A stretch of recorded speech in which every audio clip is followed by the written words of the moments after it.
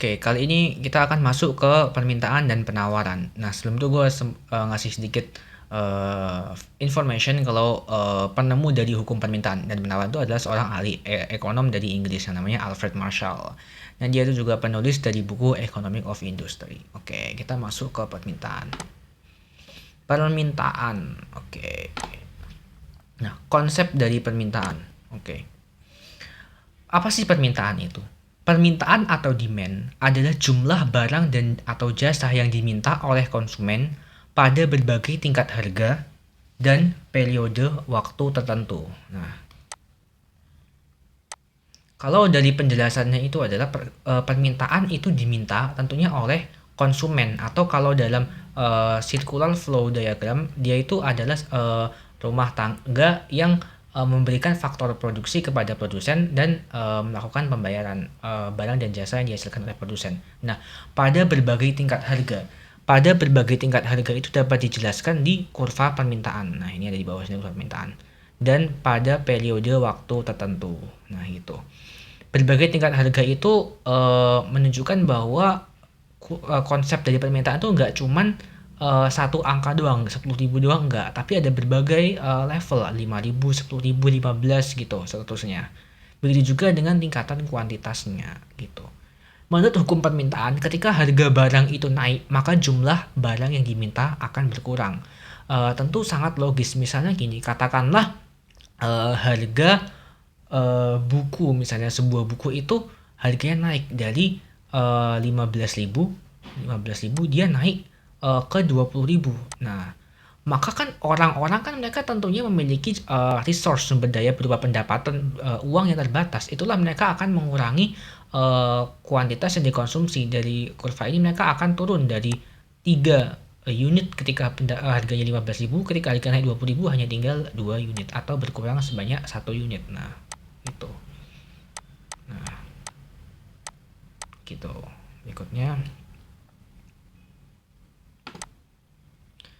hukum permintaan. Nah, kurva permintaan itu kan tadi kalau berdasarkan dari hukumnya kan ketika harga barang naik, maka jumlah yang diminta akan berkurang. Coba kita perhatikan baik-baik. Naik dan yang satunya akan berkurang. Nah, maksud ketika satu variabel di sini di mana harga itu dikatakan akan bertambah dan variabel lainnya berkurang, maka mereka punya apa?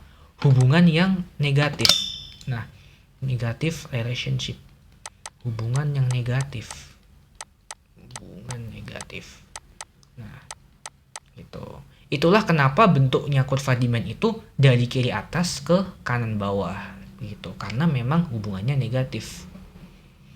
Oke. Nah, bagian horizontal. Nah, bagian horizontal dari kurva permintaan itu mencerminkan quantity demanded atau kuantitas dari barang yang kita minta. Kalau misalnya dalam gambar ini tuh adalah energy bars. Nah, itu 5, 10, 15, 20. Nah, itu. Nah, sementara kalau sisi vertikalnya itu sudah pasti adalah harga gitu. Umumnya dalam kurva-kurva di ekonomi itu bagian vertikal itu yang akan mempengaruhi bagian dari horizontal. Nah, ini akan mempengaruhi. Nah, ini atau bisa dikatakan price atau harga itu adalah variabel independen, dia bebas. Sementara kalau kuantitas itu adalah variabel dependen yang tergantung pada harganya gitu. Harga itu mencerminkan apa sih? Harga itu pada dasarnya mencerminkan willingness to pay, ketersediaan untuk membayar. Nah, itulah kenapa dalam menentukan harga itu nggak bisa seenaknya sendiri, karena kita harus memperhatikan willingness to pay dari konsumen atau masyarakat. Nah, apa sih faktor yang melandasi permintaan ini? Kenapa bisa jadi permintaan? Apa faktornya? Nah, itu kalau di notasinya itu sederhana tuh gini, demand sama dengan fungsi dalam kurung P orders. Nah, P apa sih P? P itu adalah harga. Nah, harga barang itu sendiri. Kalau P order itu adalah harga barang lain. Y di sini adalah pendapatan. Pendapatan ya. Y itu adalah perkiraan pendapatan. Y itu adalah expectation, pendapatan harga di masa depan atau perkiraan harga gitu, perkiraan pendapatan. Tes itu adalah selera dan sebagainya. Ini simpelnya aja gini. Nah, di sini kan ada movement sama shifting. Nah, di sini yang gue bilang movement itu cuma satu, harga. Nah, itu. Di mana hubungannya negatif. Kalau harganya naik, maka permintaan akan turun. Nah, sementara kalau P-orders atau harga barang lain itu ada hubungannya positif dan negatif. Nah, nanti akan gue jelaskan di slide berikutnya.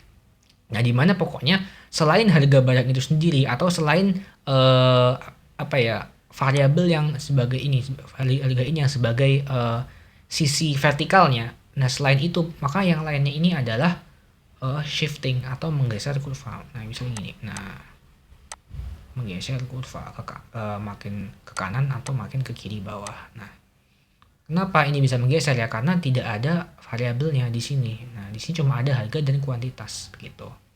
Oke, masuk berikutnya. Oke, nah, bergerak di sepanjang kurva dan pergeseran. Oke. Nah, kalau bergerak sepanjang kurva seperti yang gue bilangin tadi cuman dikarenakan disebabkan oleh harga barang itu sendiri ya. Misalnya ini dari 1000 jadi 2000. Nah, ininya adalah 5, ininya adalah 10. Dimana kalau harganya 1000 dia bisa ada di kuantitas 10. Dimana kalau harganya naik jadi 2000 dia cuman bisa cuma akan terjual 5 gitu. Nah, kalau bergerak di sepanjang kurva itu faktornya banyak ya. Nah, pokoknya selain harga, faktor apapun selain ini. Nah, itu tuh bisa bergerak sepanjang kurva di mana? Nah, gini. Ini ke sini atau ini ke sini. Nah, atau dikatakan ini adalah moving along dan yang bergeser itu adalah shifting. Oke. Nah, sekarang langsung masuk ke yang gue tadi adalah faktor yang mempengaruhi permintaan. Tapi yang ini versi lengkapnya, nggak cuma notasi doang. Oke. Yang pertama adalah harga barang itu sendiri. Jelas, dah gue jelasin berkali-kali bahwa tentunya harga barang itu sendiri pengaruh. Malah itu merupakan satu-satunya faktor yang membuat dia bisa bergerak sepanjang kurva atau moving along. Nah, di luar itu ada pendapatan masyarakat. Tentu jika pendapatan masyarakatnya tinggi, maka barang yang mampu dia beli itu juga banyak. Nah, pendapatan masyarakat itu sering bisa digambarkan sebagai GDP. GDP itu selain dia menggambarkan output, dia juga menggambarkan yang namanya daya beli masyarakat. Nah, itulah kenapa relasinya itu ada positif. Nah, positif itu ketika pendapat naik, maka permintaannya juga ikutan naik. Selera konsumen juga relasinya positif. Ya sangat logis, misalnya kalau ada tren, misalnya tren yang sering gue lihat di Twitter belakang itu adalah roti Aoka. Nah, roti Aoka tuh lumayan viral di Twitter karena dia harganya murah dan rasanya lumayan enak. Nah, karena banyak masyarakat yang suka, akhirnya permintaan dia jadi semakin tinggi. Banyak warga TikTok yang mengeluhkan kalau nemuin dia di warung makin susah. Nah, gitu karena pada kebeli gitu. Juga dengan jumlah penduduk tentunya 260 juta penduduk Indonesia, itu tentu akan memiliki permintaan yang lebih tinggi dibandingkan dengan jumlah penduduk negara-negara lain, katakanlah Timor Leste, Singapura ataupun Malaysia. Tentu ada jumlah penduduk sangat berpengaruh ya ke permintaan. Berikutnya harga barang substitusi dan harga barang komplementer. Nah, harga barang substitusi, substitusi itu berpengaruh secara positif. Nah, sementara kalau komplementer itu hubungannya adalah negatif. Misalnya gini, bisa dikatakan kalau P, harga suatu barang X itu naik, maka kuantitas barang Y yang diminta juga ikutan naik. Nah, misalnya katakanlah barang X-nya di sini adalah kopi dan substitusi dari pengganti kopi itu adalah teh. Nah, ketika harga X, harga kopi ini naik, nah maka orang-orang akan mengurangi konsumsi kopi. Mikirnya ini udah kemahalan, mending gue ganti ke teh. Nah, akhirnya kuantitasnya si teh ini jadi meningkat.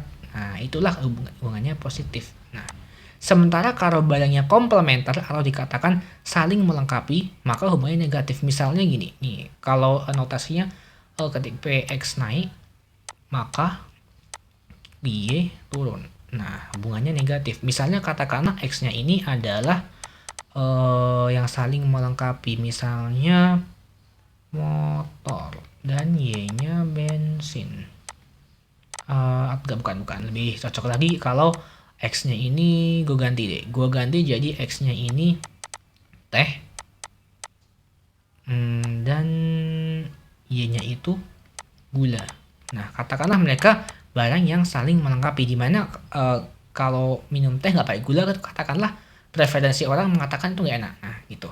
Jadi ketika harga tehnya naik, maka orang-orang juga akan mengurangi konsumsi minum tehnya karena harga tehnya naik. Nah, karena teh dan gula saling melengkapi, jadi ketika mengurangi konsumsi teh, maka konsumsi gula juga akan ikutan berkurang. Nah, gitu loh kenapa hubungannya negatif. Jadi karena ini kayak bestie yang nggak bisa terpisahkan. Nah, gitu. Nah, berikutnya adalah ekspektasi harga di masa depan. Nah, ekspektasi harga di masa depan ini cukup dipengaruhi oleh media sosial atau media cetak atau pokoknya media lah. Ini. Atau kalau zaman dulu bisa juga karena gosip-gosip. Katakanlah di berita dikatakan bulan depan pemerintah akan menaikkan harga katakanlah Pertamax. Nah, maka orang-orang pada akan berbondong-bondong untuk mengisi bensin mereka sebelum naik pada bulan-bulan ini. Jadi permintaan demand dari si BBM Pertamax tadi akan naik. Nah, untuk saat ini akan naik, meroket gitu. Atau juga bisa dikarenakan karena kayak pedagang-pedagang warung yang menjual bensin jadi pada ngeborong karena tahu bulan depan bakal naik nih. Nah, itulah bagaimana ekspektasi harga di masa depan bisa juga berpengaruh ke yang namanya permintaan. Nah, permintaan tuh dibagi jadi 3. Yang pertama permintaan efektif. Permintaan efektif ini kalau dari tingkatannya nih, gue buat berdasarkan tingkatannya. Permintaan efektif itu permintaan disertai daya beli atau kemampuan untuk membeli dan sudah dilakukan. Nah, misalnya katakanlah si A dia ingin banget membeli iPhone 12. Nah, dia punya uangnya, katakanlah dia pegang duit 30 juta. Oke, jadi masalah daya beli dia punya, uang dia ada. Nah, dia punya kemampuan tadi kan untuk membeli dan dia sudah membeli dari misalnya katakanlah e-commerce seperti Shopee. Nah, daya beli ada, kemampuan juga ada dan sudah dilakukan, itu permintaan efektif. Berikutnya permintaan potensial. Nah, permintaan potensial ini permintaan didukung daya beli tapi belum dilakukan atau masih rencana. Misalnya si A tadi dia pengen beli iPhone, duitnya ada tapi katakanlah dia masih sibuk. Nah, atau dia ngerasa entar aja deh belinya. Nah, itu berarti potensial, masih berupa potensi. Nah, permintaan absolut ini permintaan yang mutlak, nggak bisa dilakukan halu doang. Jadi dia keinginan untuk membeli ada tapi tidak didukung daya beli. Nah, pengen beli iPhone tapi duitnya katakanlah cuma 2 juta. Nah, gitu. Oke.